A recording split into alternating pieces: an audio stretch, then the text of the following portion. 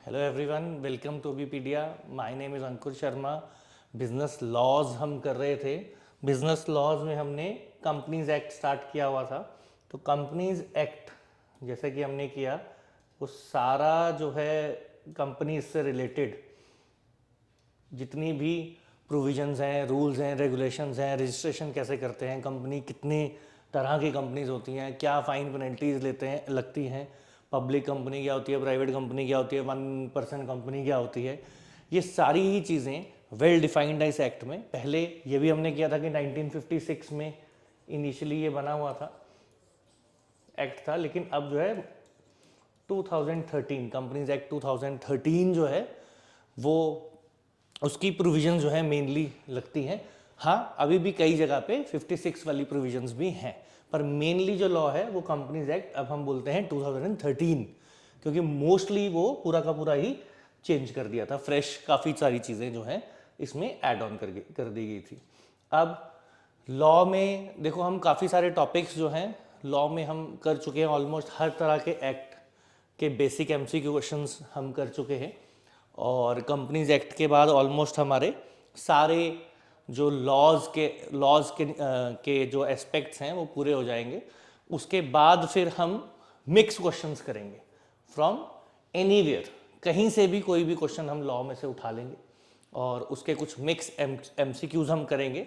अभी रिवीजन के लिए अगर आप हमारा कोर्स लेना चाहें तो कंप्लीट कोर्स है, उसमें सारे सब्जेक्ट्स हैं, सबकी आपकी प्रिपरेशन हो जाएगी, इन डेप्थ स्टडी भी हो जाएगी। एमसीक्यूज तो आप प्रैक्टिस सेशंस जो हैं वो अटेंड करते ही हैं, बट आपकी इन डेप्थ पूरी की पूरी जो है नॉलेज एनहांस हो जाएगी और एग्जाम्स के लिए आपके लिए बहुत ही हेल्पफुल रहेगा ये। और डिस्क्रिप्शन में आप जो है लिंक ले सकते हैं या ये नंबर नोट कर सकते हैं 7837773651। इस नंबर पे कॉल करके what ever detail you want regarding our courses वो आपको मिल जाएगी। अब चलते हैं आज के क्वेश्चन पे।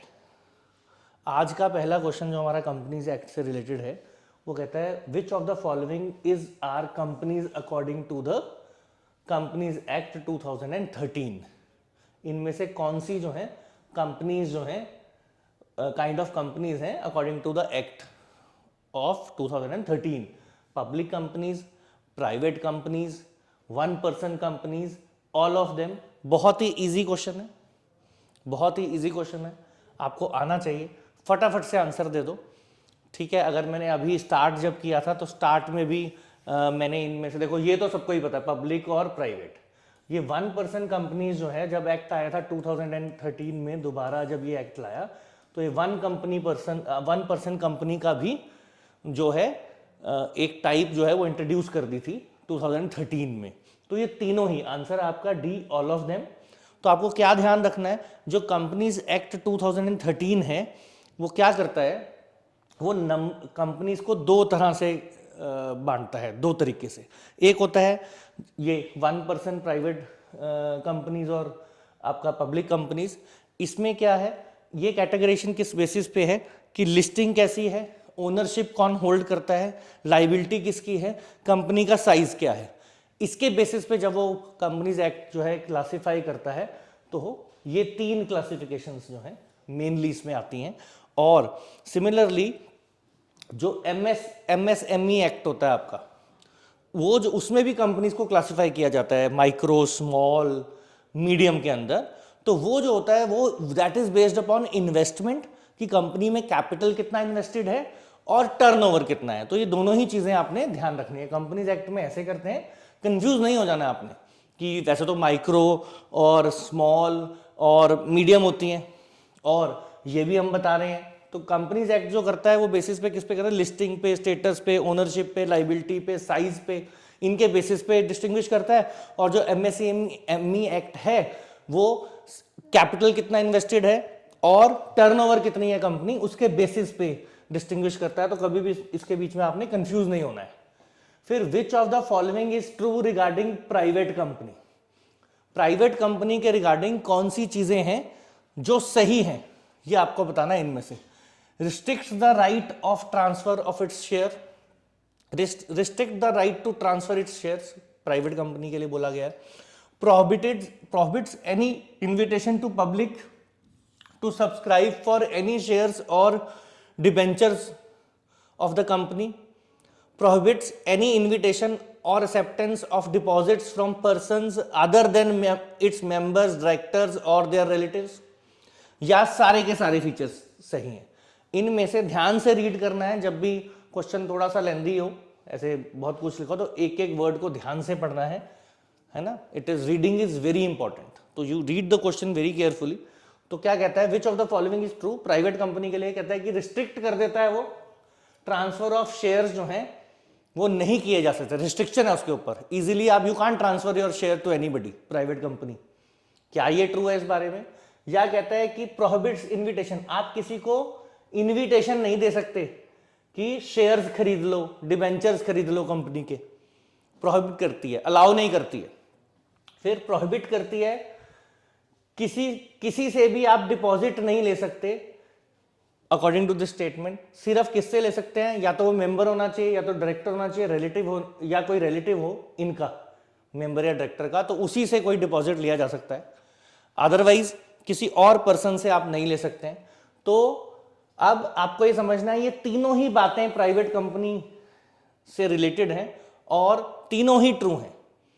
प्राइवेट कंपनी का मतलब ही ये है private ownership, totally private ownership. तो टोटली प्राइवेट ओनरशिप में मेंबर्स, डायरेक्टर, रिलेटिव्स, अगर कोई डिपॉजिट भी लेना है तो इन्हीं से लिया जाता है, बाहर वाले से आप नहीं ले सकते हैं। सिमिलरली किसी को भी आप जो है पब्लिक को आप ऑफर नहीं कर सकते, चाहे शेयर्स की बात करो या डिवेंचर्स की बात करो, ऐसे किसी भी तरह का ऑफर आप जो है पब्लिक में नहीं दे सकते। और ना ही जो अपना शेयर है ऐसे ही बेच दिया किसी और को, ऐसा भी नहीं कर सकते। तो ये तीनों की तीनों ट्रू हैं अगर हम किसकी बात करते हैं, अगर हम प्राइवेट कंपनी की बात करते हैं। ठीक है, अब नेक्स्ट क्वेश्चन आज का आपका, इट सेज, अभी हमने किया ना right, it restricts the right to transfer, उसी से रिलेटेड क्वेश्चन।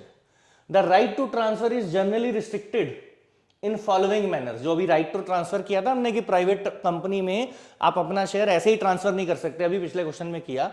तो कहता है उसकी रिस्ट्रिक्शन लगाते कैसे हैं, किस मैनर में लगाते हैं। तो by authorising the directors to refuse transfer of shares to person whom they do not improve, पहली कंडीशन कि ऐसे करके रिस्ट्रिक्ट कर देते हैं।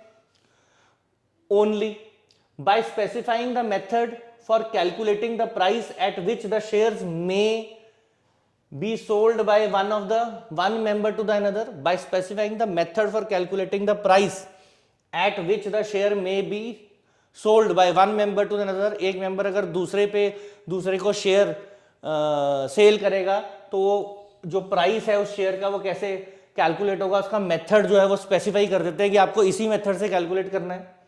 Bye providing that share holder who are employees of the company shall not offer the shares to specified person और class of persons when they leave the company service. Company की service छोड़ रहे हैं तो वो जो भी एम्प्लॉई है आपका, वो अगर कंपनी की सर्विस छोड़ रहा है तो ही shall not offer the shares to a specified person और a class of person.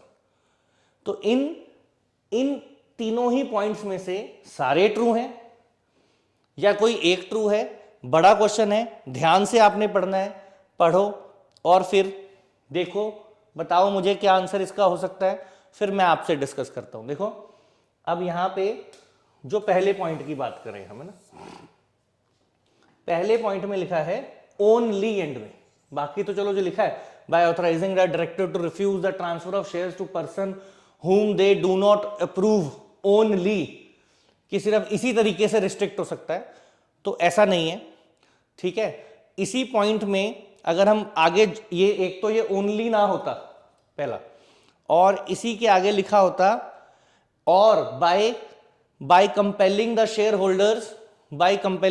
Holders to offer his share holding to the existing share holder first, कि आप कंपेल कर सकते थे जो शेयर होल्डर है वो एग्जिस्टिंग शेयर होल्डर को ही अपना शेयर बेच सकता है।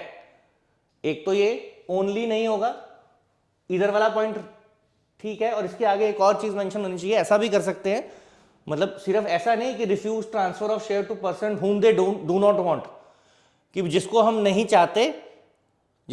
चाहते उसको आप ट्रांसफर नहीं करेंगे, ये चीज तो कर ही सकते हैं। लेकिन इसके अलावा क्या कर सकते हैं, शेयर होल्डर को कंपेल कर सकते हैं कि अगर आपने शेयर अपना बेचना है तो किसको बेचो, एग्जिस्टिंग शेयर होल्डर को ही पहले बेचना है, एग्जिस्टिंग शेयर होल्डर को।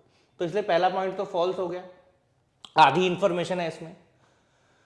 अब जब ये एक फॉल्स हो गया तो ये वाली ऑप्शन भी गई, अब इन दोनों में से एक सही है। तो इसमें देखो, by providing that share holder who are employees of the company shall not offer, ये नॉट ऑफर नहीं है, ठीक है, यहां पे नॉट ऑफर नहीं है, शैल ऑफर। शेयर होल्डर को बोला है providing that share holders who are employees of the company, वो शेयर होल्डर जो कंपनी के एम्प्लॉई है, अगर वो कंपनी छोड़कर जा रहे हैं तो वो पहले जो है किसको ऑफर करेंगे वो बता देते हैं, एक इन स्पेसिफाइड पर्संस को ही, इन पर्टिकुलर पर्संस को ही आप बेच सकते हैं, दे सकते हैं अपना शेयर, ठीक है, उनके अलावा किसी को नहीं दे सकते। तो ऐसे करके भी रिस्ट्रिक्शन और ट्रांसफर है। अगर यहां पे नॉट वर्ड आ जाएगा, इसका मतलब तो किसी को भी बेच सकते हैं अपना शेयर, तो फिर रिस्ट्रिक्शन काहे की हुई, फिर थोड़ा रिस्ट्रिक्शन हुई। रिस्ट्रिक्शन कब है, यहां नॉट नहीं होगा, यहां पे ओनली नहीं होगा, इसके आगे शेयर ये भी है कि शेयर होल्डर अगर जाएंगे तो किसको बेच सकते हैं, एग्जिस्टिंग शेयर होल्डर को बेच सकते हैं। तो ऐसे करके ये फिर तीनों पॉइंट सही हो जाते हैं। अभी क्या है, ये वाला भी रॉन्ग है, ये वाला भी रॉन्ग है, कौन सा सही है आपका, ये बी पॉइंट जो है ये सही है रिगार्डिंग दिस। अब नेक्स्ट आ जाए, conversion of a private company into a public company can be done by, तीन ऑप्शन है, कन्वर्जन बाय डिफॉल्ट हो सकता है, अपने आप ही कन्वर्ट हो गई, कन्वर्जन बाय चॉइस हो सकता है, प्राइवेट कंपनी की मर्जी है, चेंज कर सकती है, पॉसिबल ही नहीं है, या ए और बी दोनों ही तरीके सही हैं, ये आपको देखना है। तो ये क्वेश्चन है कि प्राइवेट कंपनी को पब्लिक कंपनी में कन्वर्ट करना हो तो क्या वो कन्वर्जन बाय डिफॉल्ट हो सकता है। देखो, या तो कोई एक पॉइंट ठीक है, या ये दोनों ठीक हैं, या ये पॉसिबल ही नहीं है। तो पहला देखो, पॉसिबल तो है, प्राइवेट कंपनी को जो पब्लिक कंपनी में बदला जा सकता है, ये तो पूरी पूरी पॉसिबिलिटी है, इसमें कोई भी शक नहीं है। तो ये वाली ऑप्शन तो गई। अब देखना है ये पॉइंट ठीक है, ये पॉइंट ठीक है, या दोनों ही ठीक है, ये आपको चेक करना है बस इसमें। तो अब इसके लिए देखो, कन्वर्जन बाय डिफॉल्ट। अब कन्वर्जन बाय डिफॉल्ट का मतलब क्या होता है, जब प्राइवेट कंपनी जो है ऐसी सिचुएशन हो जाए कि वो कंप्लाई करती है ऐसी प्रोविजन को जो उसको by default he public company में कन्वर्ट कर रही है, मतलब पब्लिक कंपनीज की वो जो है सारी प्रोविजंस को फुलफिल कर रही है, तो बाय डिफॉल्ट भी चेंज हो सकती है, बाय डिफॉल्ट भी कन्वर्ट हो सकती है। हाँ, स्टेप्स तो करने ही पड़ेंगे कन्वर्जन के, पर बाय डिफॉल्ट भी हो जाती है। और बाकी उसकी मर्जी भी है कि वो खुद अपनी मर्जी से ही जो है वो प्राइवेट कंपनी जो है अपनी मर्जी से, खुद अपनी चॉइस से पब्लिक कंपनी में कन्वर्ट हो जाए, ए और बी बोथ।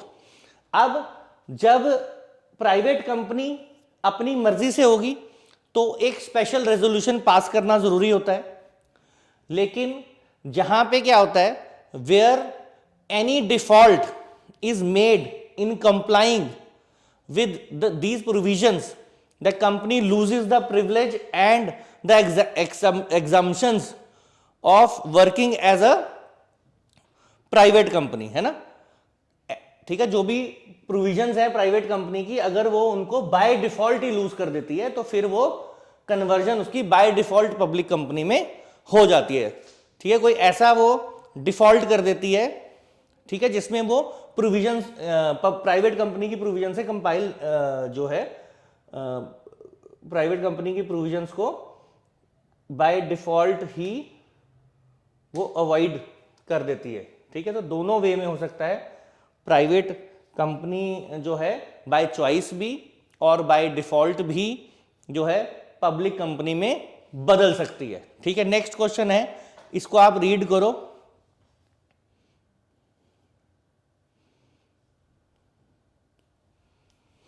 क्या है question, following required requirements have also to be made if a private company chooses to become a public company. अगर प्राइवेट कंपनी चूज करती है कि उसे पब्लिक कंपनी बदलना है तो इनमें से क्या करना है? पहला लिखा है the word private shall be deleted from the word limited in its name. Fresh certificate of incorporation is not required. If the number of directors is less than 3 it must be raised to at least 3. या A and C both. ठीक है जी. अब 3 चीजें बोली हैं.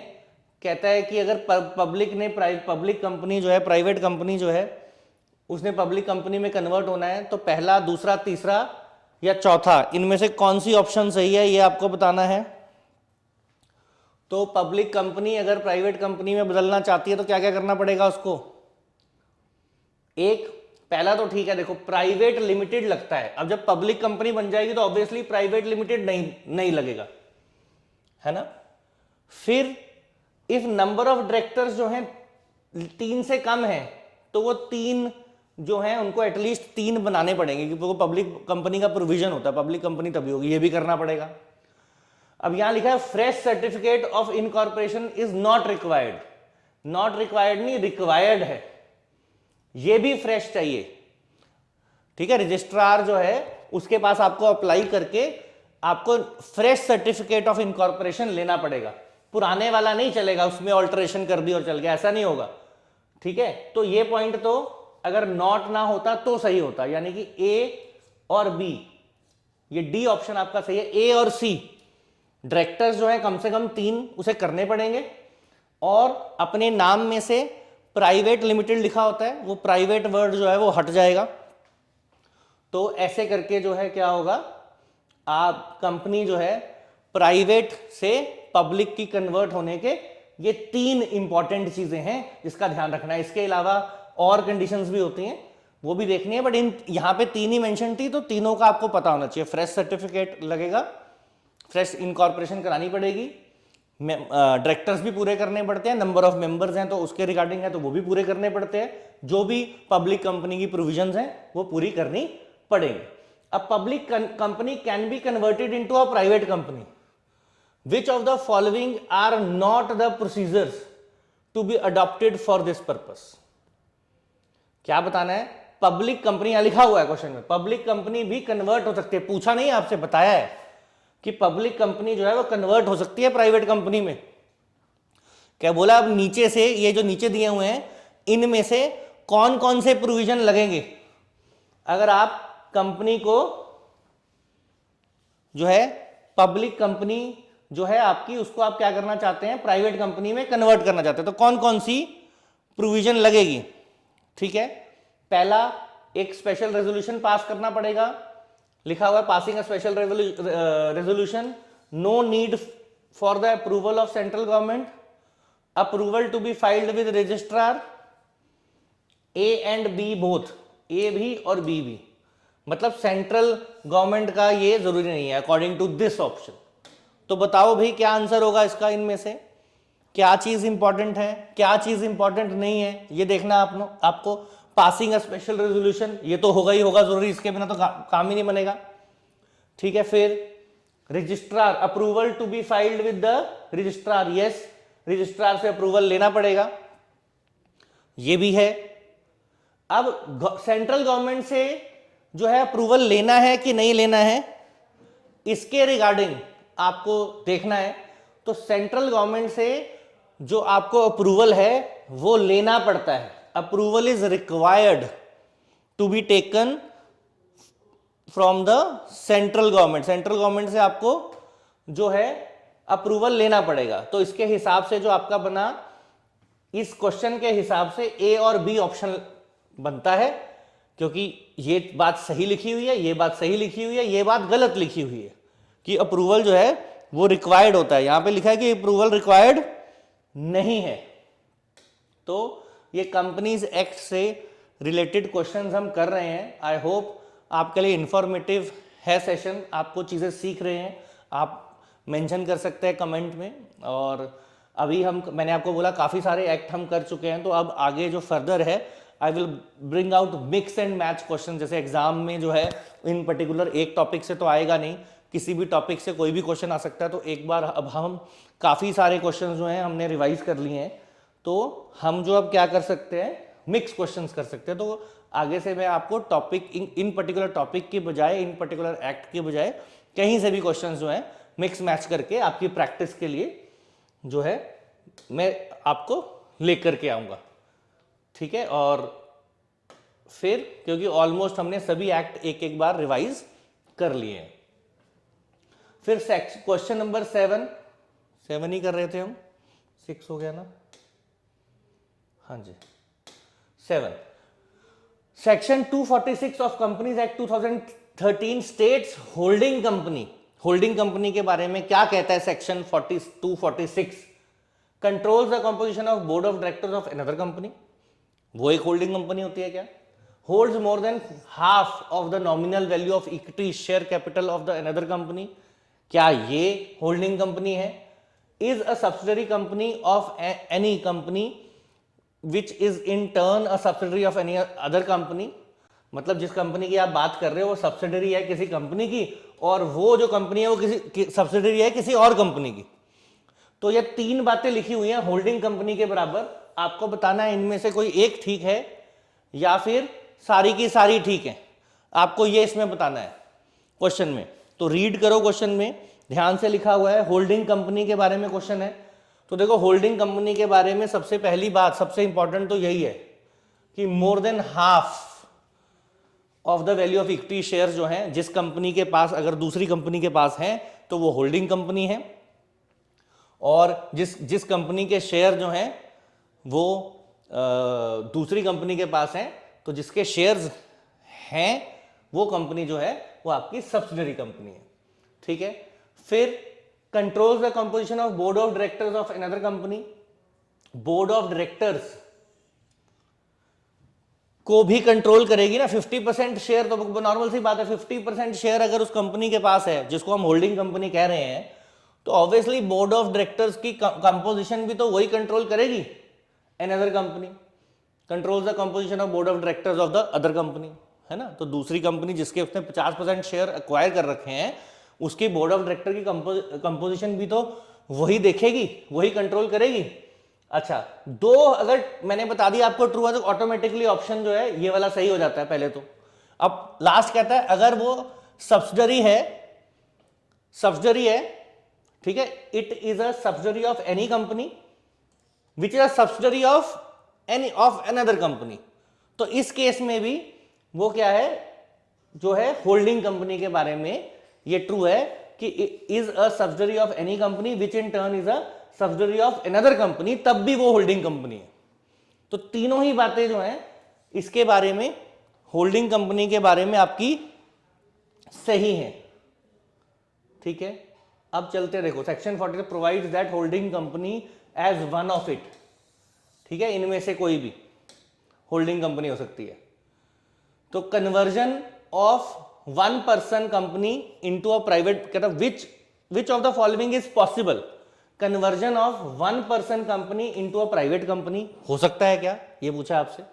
Conversion of one person company into a private company, क्या ये possible है, या दोनों ही पॉसिबल हैं, या दोनों ही पॉसिबल नहीं है। मतलब कोई एक चीज हो सकती है कि वन पर्सन कंपनी को आप प्राइवेट कंपनी में बदल लो, या वन कंपनी को सॉरी पब्लिक, यहां पे आप पब्लिक लिख लो, ये सेम हो गया ना, ये पब्लिक है।